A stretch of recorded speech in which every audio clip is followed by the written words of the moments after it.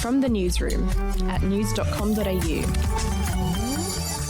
Hey, I'm Andrew Bucklow, and this is the latest from the newsroom. It's Thursday, the 8th of July. We'll start in New South Wales, where 38 COVID cases were recorded today. That's the largest daily increase in cases since the outbreak began. Premier Gladys Berejiklian has pleaded with Sydney-siders to stop visiting friends and family indoors. Meanwhile, Prime Minister Scott Morrison announced today that the asset test limiting who can access weekly payments of up to $500 for losing work hours during a COVID lockdown will soon be waived. From week 3 of a state-ordered lockdown, such as the one currently taking place in Sydney, workers will be able to access federal government household support payments regardless of their assets. Moving on, police in New South Wales are searching for a man who spat on another man at a Bunnings store in Sydney because he wasn't wearing a face mask. A man, 51 years old, was chastised by another gentleman about a face mask issue. The gentleman that was doing the chastising then decided to spit at that man. Police inquiries have failed to reveal the identity of that person. They've looked at CCTV. That behaviour is just disgusting. That was Deputy Police Commissioner Gary Warboys there. In other news, there was a heartbreaking segment on the Today Show this morning. They interviewed an Australian man in hotel quarantine in New South Wales. He'd been living in Canada but had just raced back to Australia to visit his mum as she battled cancer in a Brisbane hospital.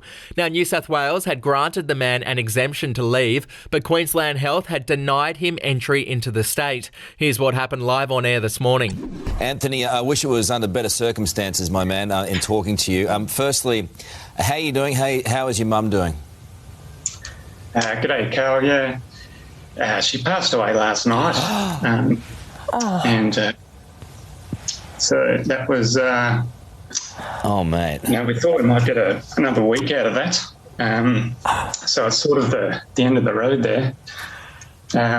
Oh, mate. So she was basically put on blood transfusions for as long as she could stand it until I could get there.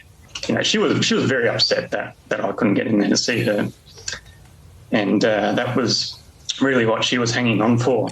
To sport, the football world was disgusted by a juvenile act during England's victory over Denmark in the Euro 2020 semi-final. A fan allegedly shone a laser pointer in the Danish goalkeeper's eyes as he tried to stop a penalty kick from Harry Kane in extra time. Now, he did manage to stop the penalty, but Kane quickly scored from the rebound. If he can convert it. And he doesn't, but he gets another chance and puts it in. And England lead 2-1. Kane on the rebound. There are calls for the fan who used the laser pointer to be banned for life if he's found. England will take on Italy in the Euro 2020 final on Monday morning. We'll be back in a moment. To showbiz, and a 51-year-old widower's performance on America's Got Talent has gone viral. The man's wife was killed in the same helicopter crash as NBA legend Kobe Bryant. Here's some of the highlights from his performance of a classic Phil Collins song. On January 26th of 2020, I lost my wife. Oh, no. In the same helicopter crash that killed Kobe Bryant. No. Wow, I'm so sorry. I'm not going to ask anything else, Matt. All I can say is best of luck. You're the only one who really knew me at all.